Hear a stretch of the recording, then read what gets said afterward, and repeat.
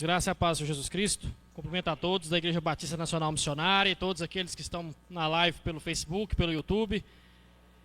Que Deus venha abençoar cada um dos irmãos em nome de Jesus. Irmãos, hoje a palavra ela vai ser direcionada para a nossa vida cristã. Tanto para aqueles que já são crentes, que são cristãos, para aqueles que vão batizar. Ela servirá para os dois. Nós vamos fazer aqui um pequeno resumo do que é ser cristão, o que é ser chamado para ser cristão, com alguns personagens da Bíblia. Eu não costumo pregar assim, eu costumo pregar uma mensagem expositiva. Eu pego um texto e destrincho ele e vou aplicando. Hoje nós vamos fazer um turismo no Antigo Testamento, com alguns personagens que as pessoas não lembram muito, salvo e guarde um. As pessoas não costumam pregar muito sobre esses personagens. E eu convido você a abrir a sua Bíblia no livro do profeta Ezequiel, no capítulo 2, no versículo 1 até o 5. Esse é o primeiro personagem que nós vamos trazer. E ele vai exemplificar o começo da nossa vida cristã, tanto para aqueles que já são cristãos, quanto para aqueles que vão seguir a partir de amanhã uma decisão nova, que é batizar, que é estar em comunhão com Jesus. Ezequiel ele é um tipo de cristão, um tipo de pessoa chamada por Deus para uma obra específica.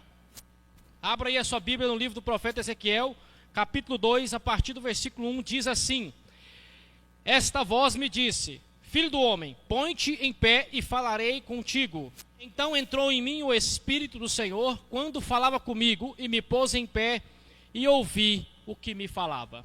Amém? Pode assentar em nome de Jesus. Pai, em nome do Senhor, que não seja a palavra de um ser humano, Senhor, mas a Tua palavra. Pai Santo, que ela seja viva, fiel e eficaz em nosso coração, e que nós possamos, Deus, ser alimentados, Pai, como eu também fui por esta palavra. Pai, em nome de Jesus, que nós possamos dar glória ao Seu nome, Pai, e que todo mal caia por terra, em nome do Senhor. Amém. Meus amados irmãos, no capítulo 1 de Ezequiel, nós descobrimos que ele tinha 30 anos de idade, quando ele vai começar o seu ministério. E Ezequiel, ele é um homem que ele foi deportado para a Babilônia no cativeiro. Ele era um escravo. Mas ele não era qualquer escravo. A palavra de Deus vai dizer que ele descendia de Buzi. E Buzi é um homem que descendia dos levitas. E Ezequiel, ele possui então uma função de ser sacerdote do templo. Ele tinha 30 anos, ou seja, ele ia começar o seu ministério sacerdotal. E a palavra diz que ele tinha sido transportado para uma terra bem longe e tinha sido impossibilitado de cumprir a chamada de Deus na vida dele. E eu fico pensando, meus irmãos, como aquele homem se sentia, porque a Bíblia diz que ele começa o seu livro sentado às margens do rio queixoso. Ele está queixoso, porque ele começaria a sua tarefa ali naquele dia. Ele diz no capítulo 1 que ele tinha 30 anos e alguns meses.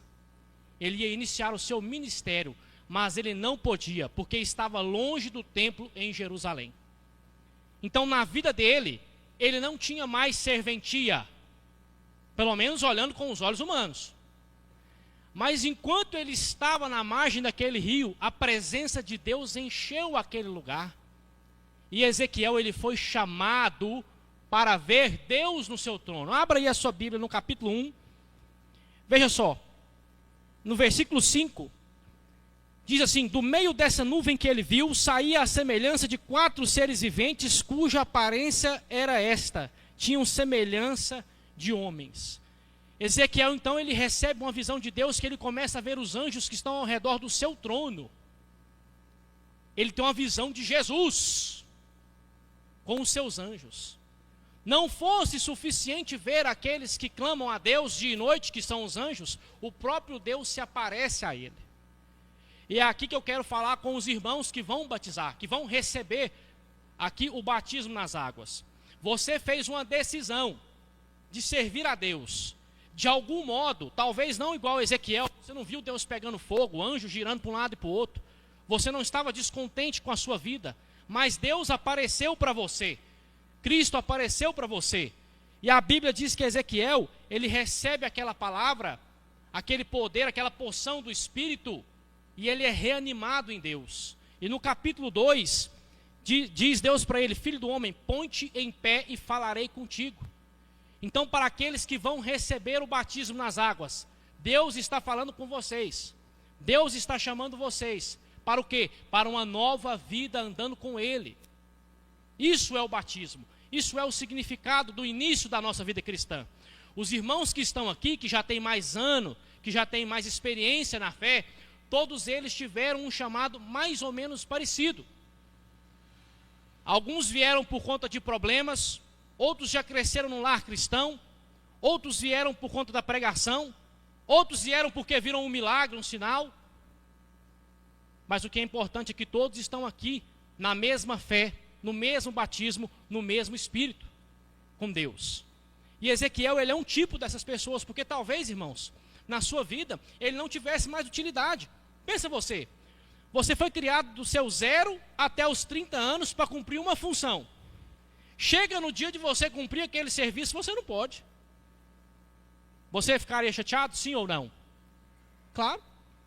Mas Deus chama ele para uma função melhor: proclamar a palavra dele ao seu povo.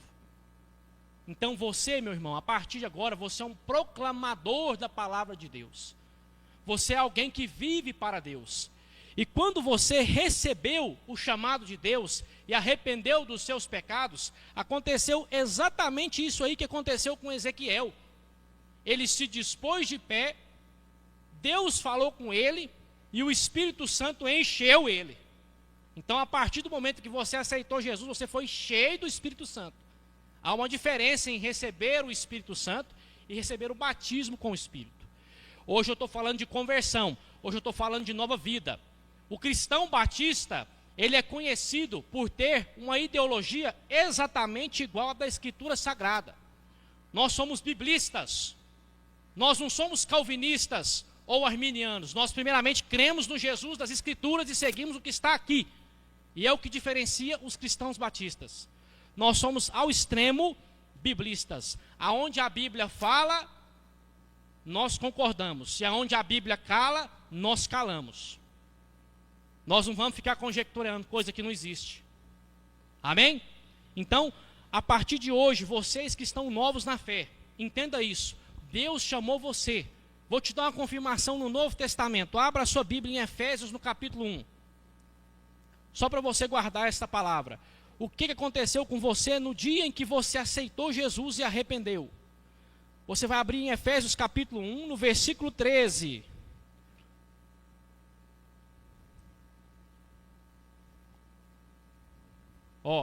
Diz assim para mim e para você: em verdade também vós que depois ouvistes a palavra da verdade. Quem é que ouviu a palavra da verdade? Aqueles que vão se batizar. O evangelho da vossa salvação, tendo também nele crido, fostes selados com o Santo Espírito da promessa. Então você é selado por Jesus, através do Espírito Santo. Versículo 14, o qual é o penhor. O que é penhor, irmãos? É a entrada da vossa herança, até o resgate da sua propriedade em louvor da sua glória. Amém? Então você que aceitou Jesus e recebeu o Espírito Santo, você recebeu uma entrada. O que é uma entrada, irmãos? Quem é negociante aqui sabe o que é uma entrada. Quando você não tem condição de pagar os 100 mil do valor, o camarada fala assim: não, então dá 30 mil de entrada e os outros 70 você paga parcelado. A entrada no cristianismo, na glória de Deus, é o Espírito Santo. Amém? O valor de entrada que Deus depositou na sua conta é só o Espírito Santo, a terceira pessoa da Trindade. Tá pouco ou você quer mais? Amém? Então você é selado com o Espírito Santo da promessa. Para quê? Para que no dia do resgate da sua propriedade, que somos nós, você esteja carimbado e você seja arrebatado para o Senhor nos ares. Aleluia? Glória a Deus. Então você foi selado. No mundo espiritual, os anjos veem você selado com o selo de Jesus. Satanás vê você selado com o selo de Jesus. Amém? E é por isso que ele tem um alvo: a nossa vida. Já disse isso em outras passagens, outras vezes que preguei. Então Ezequiel, ele é um tipo de nós, porque ele foi chamado para servir ao Senhor. E você foi comprado. Deus depositou um selo, um carimbo na sua vida, que é o Espírito Santo. Amém? Então, em segundo lugar, eu quero dizer para vocês sobre uma personagem que nós temos dificuldade de lembrar dela, porque ela não tem nome. Abre em 2 Reis, capítulo 5, quando Naamã é curado. Nós lembramos muito do capitão Naamã. Nós lembramos muito dele, porque nós consideramos ele um camarada muito ruim. Um camarada que destruía os inimigos, um homem cheio de orgulho, um homem prepotente, arrogante. Capitão, marechal de campo, que destruiu o povo de Deus. Apesar do seu nome Naamã significar agradável, ele não tinha nada de agradável. Mas nós esquecemos quem foi a pessoa que trouxe Naamã para Deus. Eu queria que você abrisse em 2 Reis, capítulo 5, no versículo 1, que diz assim: Naamã, comandante do exército do rei da Síria, era grande homem diante do seu senhor e de muito conceito. Porque por ele o Senhor dera vitória à Síria. Ele era herói de guerra, porém era leproso. Versículo 2: Saíram tropas da Síria e da terra de Israel levaram cativa quem? Uma menina, que ficou ao serviço da mulher de Naamã. Disse ela à sua senhora: Tomara o meu senhor estivesse diante do profeta que está em Samaria, ele o restauraria da sua lepra. Preste atenção aqui. Aqui nós vemos dois tipos de pessoas chamadas por Deus: um comandante de guerra que manda em vários homens, e uma criança que era escrava. Veja só, um comandante de guerra, um marechal de campo 5 estrelas, que manda e desmanda dentro de uma nação, orgulhoso, prepotente, porém ele era leproso, estava inválido. O posto dele de general ia acabar, a fama ia acabar, a sua vida ia acabar porque a lepra ia matar ele, o casamento ia por água abaixo, mas ele havia levado alguém que cria em Deus para a sua casa. Ele venceu o povo de Israel e carregou uma escrava de mais ou menos uns 14 anos para servir junto com a mulher. E um dia, aquela criança vendo aquilo ali, o que estava acontecendo, o seu senhor leproso, o casamento indo por água abaixo, o homem não tinha mais capacidade de fazer nada, estava doente, não podia chegar perto das pessoas, e agora ser um marginal social. Ela diz assim para sua patroa, para sua dona: Uai, quem sabe Naamã não estivesse lá em Samaria, onde tem um profeta que conhece a Deus, ele seria restaurado da sua lepra. Agora eu quero que você pegue no mesmo capítulo 5, vá lá no versículo 9. Vamos ver se o testemunho da escrava funcionou. Vamos ver se aqueles que são pequenos podem fazer os grandes se dobrar diante de Deus.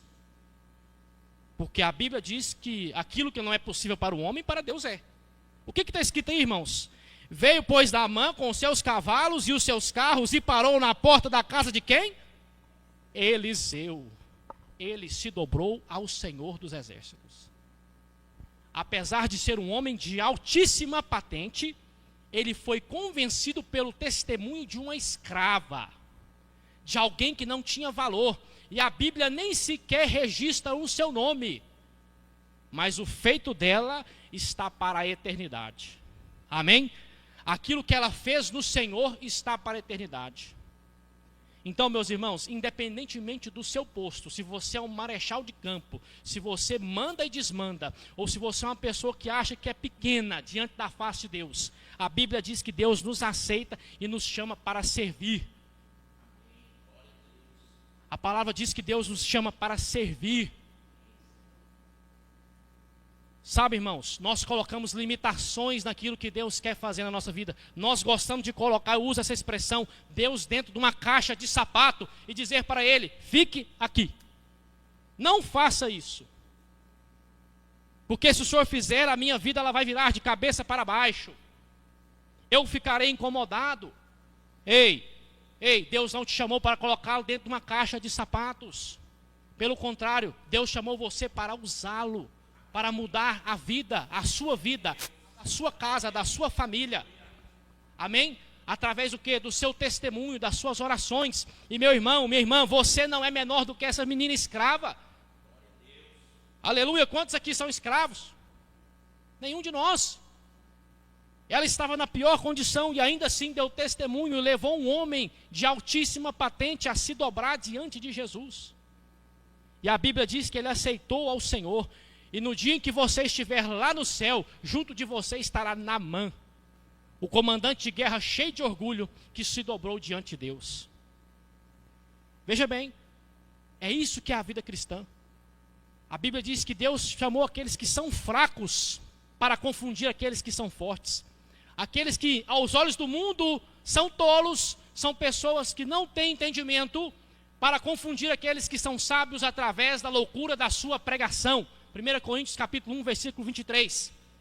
Deus chamou aqueles que não podem para fazer as coisas para aqueles que podem. Porque através do seu poder, Deus manifesta a sua glória na minha e na sua vida. Aleluia! Então, essa personagem que nós esquecemos, ela tem muito a nos mostrar. Tem muito a nos mostrar. Porque a nossa vida cristã, ela é marcada por muitos altos e baixos, irmãos. Ela é marcada assim. Outro dia, quando eu fui no pastor Edson, eu fiz a seguinte pergunta: quantos aqui levanta com a fé estourando todo dia? Parece que você vai voar nas montanhas. Ninguém teve coragem de levantar a mão. Mas eu disse assim também: quem aqui todo dia levanta com a fé de como se fosse derrotado? Ninguém levanta a mão dizendo que está derrotado hoje. Amém? A vida cristã, ela é marcada por altos e baixos. Mas o testemunho daquele que é disciplinado, daquele que é cristão verdadeiro, que se submete ao Senhor, esse sim é um testemunho eficiente. Amém? Aquele que está debaixo da presença de Deus. Glória a Deus. Então eu vejo na vida dessa escrava esse tipo de ação, esse tipo de poder. E eu queria que você visse o que Deus fez através da vida dela. Deus, ele restituiu a vida de um homem que estava na lepra. Ele restituiu um casamento que estava à beira do abismo. E além disso tudo, meus irmãos, preste atenção, além de ter curado ele, salvado aquele homem, aquele casamento, aquela família, a Bíblia diz que ela impediu Israel de ser destruído pelos sírios. Porque afinal de contas, Naamã era o chefe do exército dos sírios. E quem era o inimigo de Israel? Eram os sírios. A partir daquele momento, o comandante dos exércitos, ele crê em Deus. Ele vai destruir o povo de Deus? De jeito nenhum. Olha o tamanho do milagre que Deus havia operado ali. Porque a gente observa somente a cura. Nossa, Deus curou o homem, tirou a lepra dele. Não. A lepra foi só um pedacinho da história. A Bíblia diz que por muitos anos a Síria não se levantou contra Israel. Porque Naamã, chefe da guerra, pertencia ao Senhor. Amém? Então o testemunho que nós damos muda o curso da história. Muda o curso da história. Eu falei isso aqui no domingo na parte da manhã. O testemunho que um pai e uma mãe cristão dão para os seus filhos muda o curso da história. Os cristãos mais equiparados, os mais equipados, são aqueles que começam desde a sua juventude, irmãos. Porque eles têm condição de aprender desde o início a palavra de Deus. Aqueles que estão jovens são aqueles que têm mais tempo de aprender, mais tempo de aplicar a palavra, mais tempo de absorver. A memória está fresca, o corpo está novo, está descansado. São muito úteis, têm muita energia, muita capacidade. Mas a Bíblia diz também sobre a experiência. E agora eu quero que você vá lá em 1 Reis, capítulo 17. 1 Samuel, capítulo 17. Nós vamos tratar de experiência com Deus. Experiência com Deus. Você é cristão, irmão? Amém? Você tem experiência com Deus? Se eu perguntar para você o que Deus tem feito na sua vida, nós estamos ainda no mês 3 de 2025, mas se eu perguntar o que Deus fez na sua vida nos últimos 6 meses a um ano, você sabe exatamente o que Deus fez? Amém? Tem crente que ele não sabe contar. Eu estava falando isso com o meu sogro ontem. Tem crente que ele não sabe listar o que é que Deus fez na vida dele. Das duas, uma, ou ele não está pedindo, né? Ou ele não está orando, ou ele está desapercebido. A palavra vai dizer para nós, em 1 Samuel 17, que ali havia uma batalha, num vale chamado Socó, numa região chamada Elá. De um lado havia o exército de Israel, comandado por Saul, um rei que tinha abandonado a Deus. Do outro lado, nós tínhamos inimigos sanguinários, chamados de filisteus. E eles ficaram se encarando 40 dias. Preste atenção nisso aqui. Na antiguidade, quando você tinha dois exércitos lutando, você muitas das vezes não ia para a batalha com os exércitos de uma vez. Você pegava os dois melhores soldados, um de cada exército, e punham eles para se matarem. É chamada de a Batalha dos Campeões. O campeão que vencesse, significava que o exército daquele povo venceu.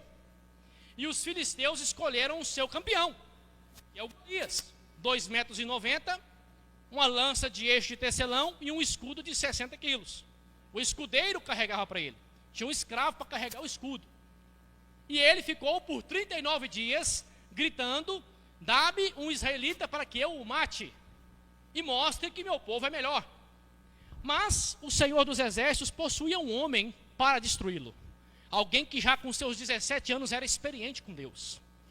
Alguém que já havia matado ursos e leões, arrancado ovelha da boca de leão, dado facada em urso.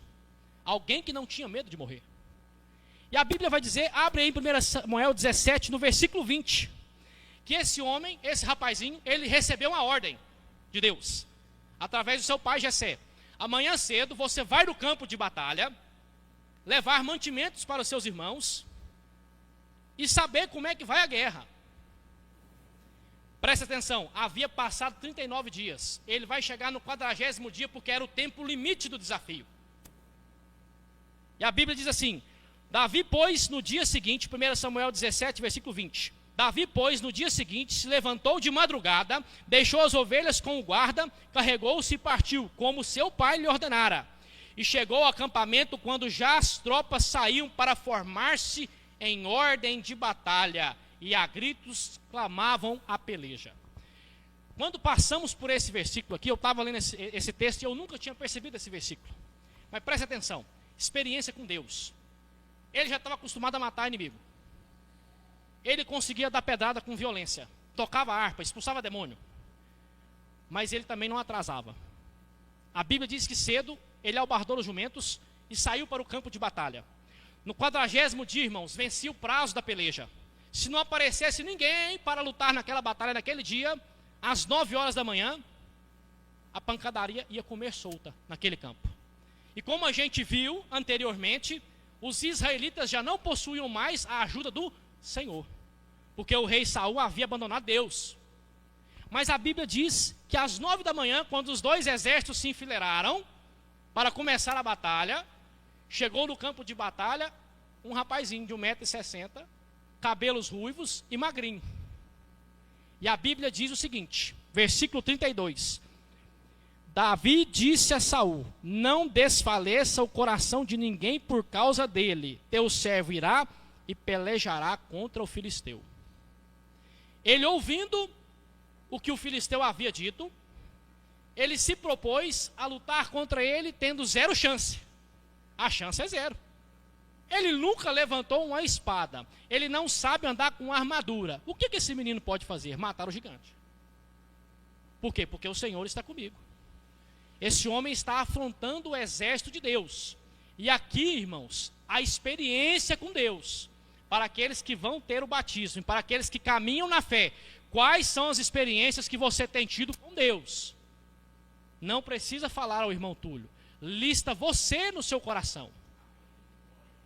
E se você começar a pensar e não listar nenhuma nos últimos meses, preocupe-se, porque você precisa ter experiência com Deus. Das duas, uma: ou Deus está deixando você buscar Ele mais, ou você não está buscando o suficiente. A Bíblia vai dizer que ele teve experiência com Deus, e ele partiu a peleja bem na hora que precisava. Deus não se atrasa na sua vida. Deus não manda algo antes e nem depois na sua vida. Perceba que ele chegou praticamente nos 47 do segundo tempo. No dia em que precisava chegar, na hora em que o inimigo ia desafiar, ele chegou para a batalha. Deus não vai atrasar na sua vida. Amém? E nós precisamos ter experiência com Deus. O cristianismo, irmãos, ele não é um cristianismo, olha só, ele não é um cristianismo só de teologia. Erra quem fala. Quem é muito teórico, quem não tem muita prática, quem não tem tempo de oração, não pode ensinar ninguém a orar. Não pode ensinar ninguém a ver milagre na presença de Deus. Não pode. É impossível. Porque o cristianismo, ele pode até ter um grande livro que traz aqui teologia, traz teoria, traz doutrina, mas ele é confirmado para nós com a prática. E a prática é eu experienciar Deus na minha vida. Como, irmãos? Em primeiro lugar, a minha santificação. Eu estou buscando estar mais perto de Deus do que antes? Eu estou buscando livrar-me dos meus pecados mais do que antes? Já é um bom sinal de que você está caminhando no caminho certo. Porque o ímpio, ele não consegue ter noção de que está cometendo pecado contra Deus. Mas o cristão, ele tem. Porque dentro dele, como eu disse, há o Espírito Santo apontando. Então, se você está fugindo do pecado e querendo se aproximar de Deus, já é um bom indício de experiência que você tem. Agora, se você está com dificuldades de se aproximar de Deus, talvez seja a hora de rever a situação do arrependimento. O irmão Túlio não está batendo em você, está te alertando para que você volte para a presença de Deus. Para que o seu coração seja esquentado pela presença de Deus. Porque nós, quando nós estudamos, isso acontece com muita gente que vai mergulhando na palavra, nós esquecemos de que o cristianismo, ele é prático. Não há como eu crer num Deus que está somente nas letras, se a Bíblia diz que ele está comigo todos os dias. Eu tenho que trazer a prática para mim, ter experiência com Deus. Em segundo lugar, você está tendo resposta das suas orações? Deixa eu explicar para os irmãos o que é ter resposta de oração. Abra no Salmo capítulo 5. Pega aí, Salmo capítulo 5. Vamos pegar o mesmo homem que matou o gigante, e serve de exemplo para nós. Salmo no capítulo 5, Davi, ele vai trazer algo extraordinário para nós sobre oração.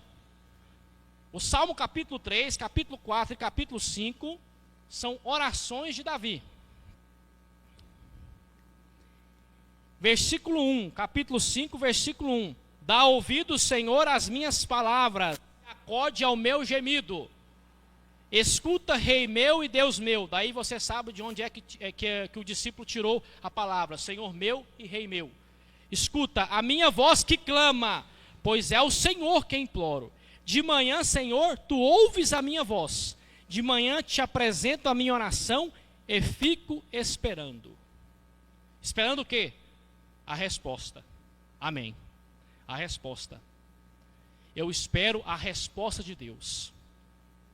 Se você for um crente mais Caxias que nem eu, você vai ter um caderno das suas orações. Eu tenho um caderno das minhas orações. As minhas experiências de profecia, de milagre, de mentira que me contaram, de coisas erradas, todas estão listadas nos meus caderninhos. Deve ter uns 10. Tudo que foi pedido, tudo que Deus disse sim, tudo que Deus disse não, e tudo que Deus disse talvez, espera. Está lá. Está tudo escrito lá. Algumas coisas eu ainda deixei passar. Por quê? Porque eu quero saber as minhas experiências com Deus. Eu quero saber o que Deus fez na minha vida. Entender como é que Deus está me carregando. Porque, meus irmãos, se eu consigo ver o que Deus fez na minha vida, em um momento de crise, como esse que Davi enfrentou, eu não vou perder as minhas forças no Senhor. Hoje pela manhã, eu me levantei com o seguinte pensamento: eu tenho que ir lá pregar de novo. De novo. E de novo. E de novo. E para nós, irmãos, que nós temos um ministério, tanto aqueles que cantam, aqueles que servem aqui, ou os que servem na casa do Senhor, muitos dias, semanas, são pesados. O pastor disse que a semana dele teve muitas tarefas.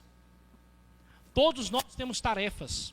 Em alguns momentos, nós queremos desistir das nossas tarefas. E essa semana foi o momento de eu querer desistir das minhas tarefas. Preste atenção. Desistir da minha vida quanto à pregação. Crítico. Na quinta-feira, às 10 da manhã, eu recebo a notícia que um tio meu faleceu. Eu falei, nossa, que terrível. Eu ia cortar o cabelo no Daniel, marquei o horário com ele, não apareci. Por quê? Porque alguém faleceu. Vamos nós.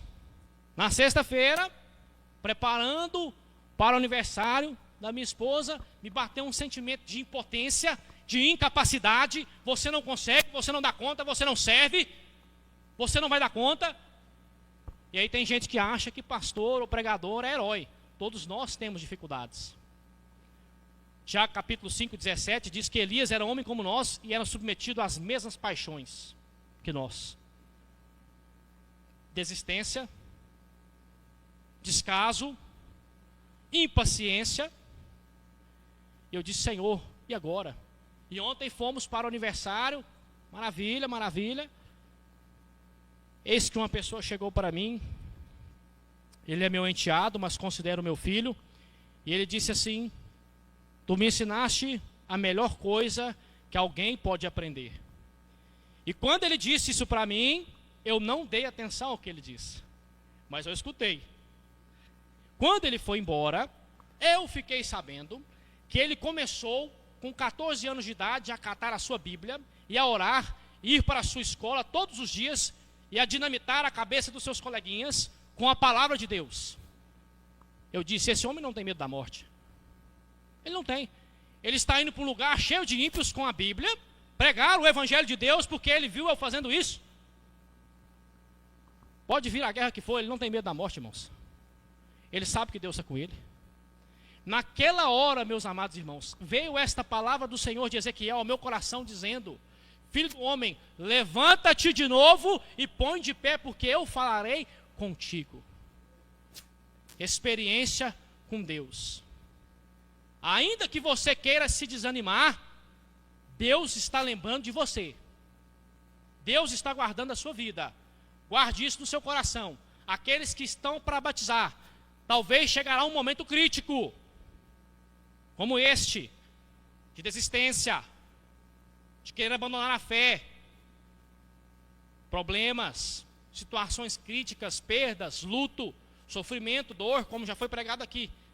Mas a palavra de Deus diz que em todo tempo, Mateus capítulo 28, 20, eis que eu estarei convosco todos os dias, até a consumação dos séculos, para todo ou sempre. E Jesus termina escrevendo, amém.